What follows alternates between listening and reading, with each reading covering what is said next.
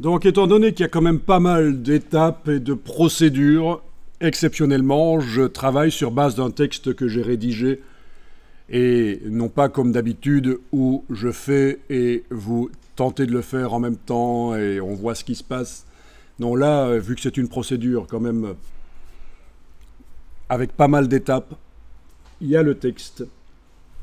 Alors, on va démarrer d'un format lettre, par exemple. Donc, ce format ici, je vais le fermer sans l'enregistrer.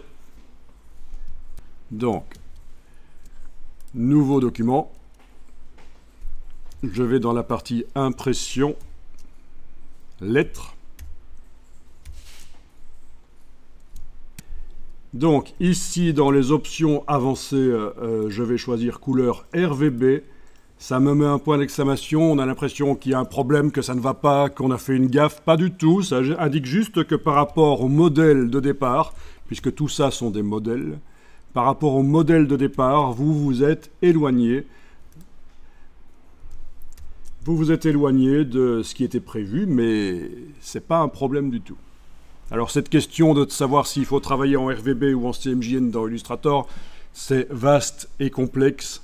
Moi, je préconise toujours le RVB, mais je peux comprendre que des illustrateurs qui ne travaillent que pour l'impression aient envie éventuellement de travailler en CMJN. Mais le problème, c'est que, voilà, on peut faire des documents pour l'impression en RVB et c'est mieux, en fait. Qui peut le plus, peut le moins. Le RVB, il y a plus de couleurs que le CMJN, et donc, transformer un CMJN en RVB et que les couleurs deviennent vives, ça ne va pas marcher. L'inverse, transformer un RVB avec des couleurs vives en un CMJN qui aura des couleurs plus ternes, à cause des contraintes de l'impression, ça marche. Alors, on va cliquer sur « Créer ». Alors, pour ceux qui se demandent quelle résolution il faut mettre, il n'y a pas de résolution dans Illustrator. C'est du vectoriel, ce sont des formes. Ce qu'on voit là, c'est la résolution des effets spéciaux, quand on met des ombres notamment. Et il est conseillé, quand on travaille sur un ordinateur qui est un peu faible, ou quand on travaille sur des illustrations très complexes, de diminuer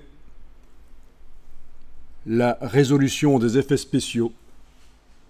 Et à la fin, quand le travail est fini, on remonte. Il y a un réglage dans Illustrator pour remonter la qualité des effets spéciaux. Parce que, voilà, 72 pixels par pouce ou 300, c'est pas la même chose. 300 pixels par pouce va demander plus à l'ordinateur. Nous, on va faire des choses relativement accessibles à un ordinateur graphique pour graphiste. Donc, pour l'instant, on va laisser à 300 pixels par pouce. Alors, juste pour vous donner une idée, un pouce, c'est 2,54 cm. Quand on est à une résolution de 300, ça fait sur le pouce carré,